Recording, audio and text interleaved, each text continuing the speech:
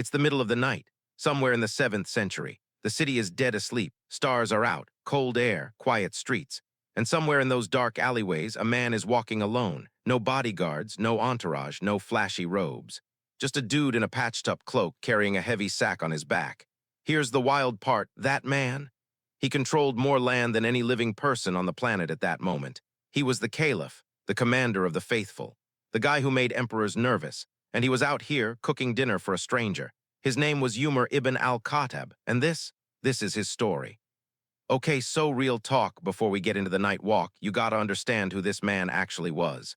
Umar ibn al-Khattab became the second Caliph of Islam in 634 CE. That's 13 AH if you're counting Islamic years. He stepped up right after Abu Bakr R.A., and he ran things for a decade.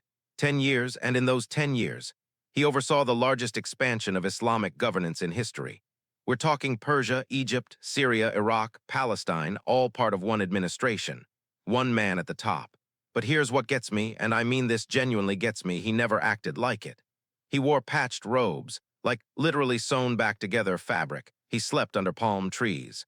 When foreign ambassadors came to Madinah expecting to meet this legendary ruler, they'd ask around, and someone would point to a tired old man napping under a tree in the shade. That was him. That was the most powerful man on earth. Bro was built differently, for real.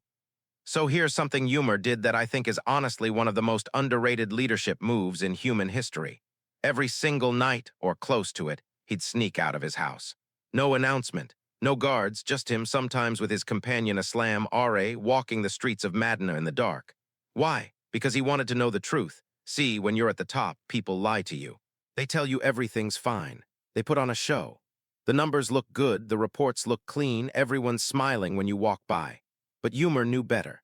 He knew that the real story, the one that actually mattered, was happening at 3 a.m. in a tent at the edge of the city, when no one thought anyone important was watching.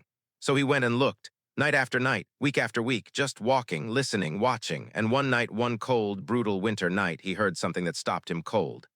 He heard crying, children, small kids. The kind of sound that hits different at night when everything else is quiet, this like exhausted, desperate sobbing. And underneath it, a woman's voice. Low, worn out, trying to soothe them. Umar crept closer.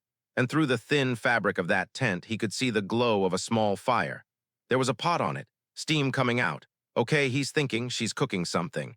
The kids are crying because they're hungry, but food is almost ready. That's okay. But then he looked closer. The pot had stones in it. Actual rocks, pebbles from the ground. She was boiling stones, not because she lost her mind, but because that's all she had. She was trying to give her children something, the heat of the fire, the sight of a steaming pot, the illusion that a meal was coming, just long enough to distract them, just long enough for sleep to take them, because sleep was the only thing that would make the hunger stop. Y'all, I cannot imagine. You think about what that takes, a mother alone in the dark cooking stones so her babies don't feel how hungry they are. Not knowing what tomorrow looks like, not knowing if it gets better, and no one, not one person in authority had noticed, until now. And here's the part that wrecks me every single time I think about it.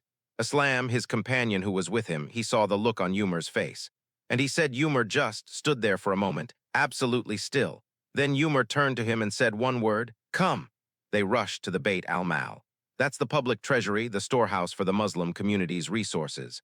Umar grabbed a sack of flour, a heavy one, and Islam said, "Please, commander of the faithful, let me carry that.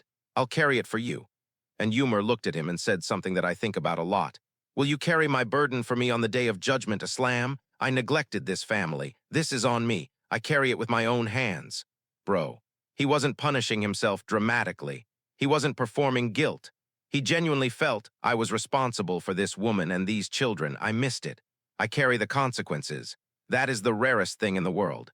A powerful person saying, this is my fault, I carry it.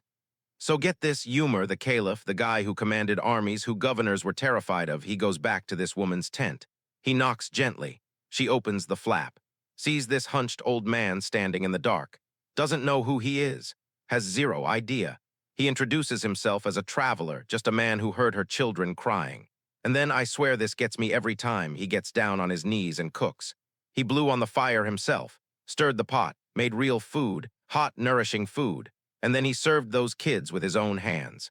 He sat there and watched them eat, watched the crying stop, Watched the tension leave their little bodies as the warmth hit their stomachs.